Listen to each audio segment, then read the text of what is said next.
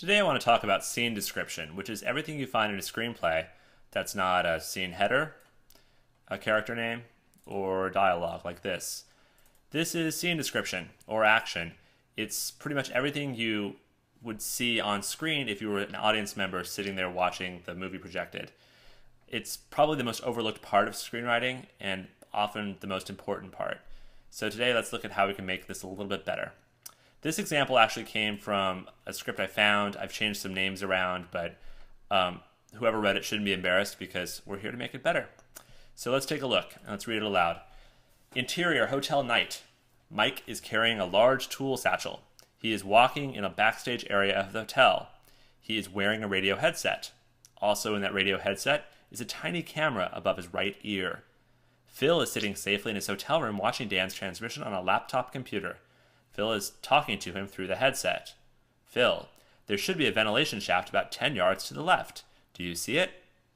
So this is kind of an alias scene. You can imagine Sidney Bristow walking someplace backstage, and then there's the guys who are back at Langley or wherever, the Sidney Bristow SD6, what was that? They are talking her through what she should do. Unfortunately, this is not a very well done version of that. So let's try to make it up to at least, CSI kind of level. Interior hotel night. Well, the problem really starts with the scene descriptions. They're not specific enough. We're not just in a hotel. We are in a backstage area of the hotel. It says in the next line. So interior backstage night. Let's get rid of that whole sentence so don't leave it dangling there. Also, we have a problem with Phil here. Phil is sitting safely in his hotel room. Well, then he's not in the same scene. If people are in different places, different locations, they're in different scenes, and they need their own scene header. So let's give Phil his own scene header. Hotel room, night. Let's get rid of hotel room, just so we don't leave that dangling there. So now we have Mike and Phil in different places, and we're going to be connecting them with this amazing little tiny camera in the headset. Let's talk through what's happening here first, though. Mike is carrying a large tool satchel. I don't know what a satchel is. Let's make that a toolbox.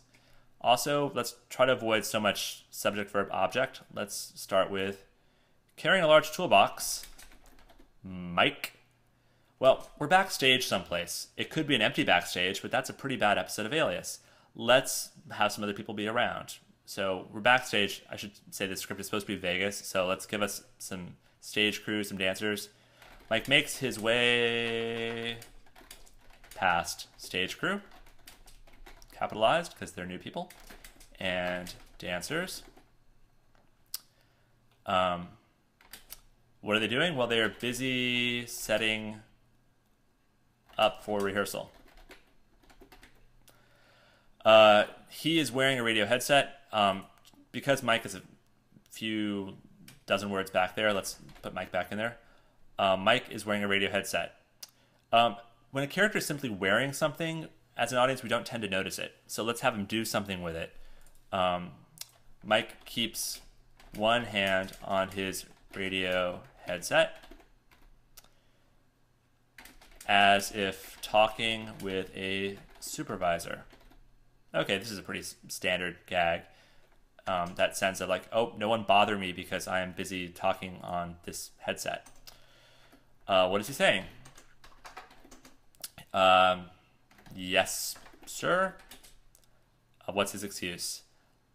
I will get the AC running. That could be better, frankly, but this is not a dialogue discussion. So another lesson will make a better sentence for that. Yes, sir, I will get the AC running. Now, this is a problematic sentence below it here. Also in that radio headset is a tiny camera above his right ear. Well, unless we're going to zoom in and see that, which is, I guess, an option, you could really just kind of cut to the next scene because we're going to see stuff from Mike's perspective and we'll get it because we're not idiots and we've seen TV and movies before. Interior hotel room night. Phil is sitting safely watching. Phil is watching live video from a tiny camera mounted in Mike's headset. Seated at a laptop computer. Why did I do the seated at a laptop computer instead of trying to stick it in here? There were kind of too many clauses happening here. Mike is watching live video on a laptop computer from a tiny camera mounted in Mike's headset. You couldn't parse that, so break that out to the start. Seated at a laptop computer, Phil is watching live video from a tiny camera mounted in Mike's headset. Phil is talking to him through the headset. Well, again, we have seen a movie before in our life, so let's get rid of that sentence. Phil. Now, we have two choices here. We could move back to Mike's perspective, and then Phil really would be voiceover here. Or we could stay on Phil's side, and we could do either one. If we were to move back and forth between them, we could actually do the amazing intercut. And when we do an intercut, then suddenly Mike reaches the back of the stage.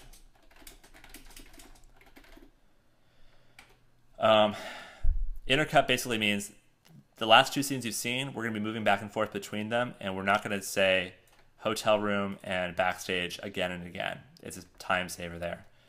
Phil, voiceover. There should be a ventilation shaft. I have no idea why ventilation is capitalized. About 10 yards to the left. Do you see it? Well, hopefully he does, but let's also fix this 10. Whenever you have numbers in dialogue, you need to spell them out. That's just sort of a good rule of thumb. Actors get some sort of flummoxed sometimes by a lot of numbers that they have to read, and there's also multiple ways you could read a number. Interior backstage night. Let's read our scene. Interior backstage night. Carrying a large toolbox, Mike makes his way past stage, crew, and dancers, busy setting up for rehearsal. Mike keeps one hand on the radio headset as if talking with his supervisor. Yes, sir, I'll get the AC running. Interior hotel room night. Seated at a laptop computer, Phil is watching live video from a tiny camera mounted in Mike's headset. Intercut. Mike reaches the back of the stage. There should be a ventilation shaft about 10 yards to the left. Do you see it? End of scene for now. Obviously, this is going to continue being intercut, and there's hopefully going to be more complications. But for now, it's a little bit better reading of this snippet of scene that we started with. Thanks.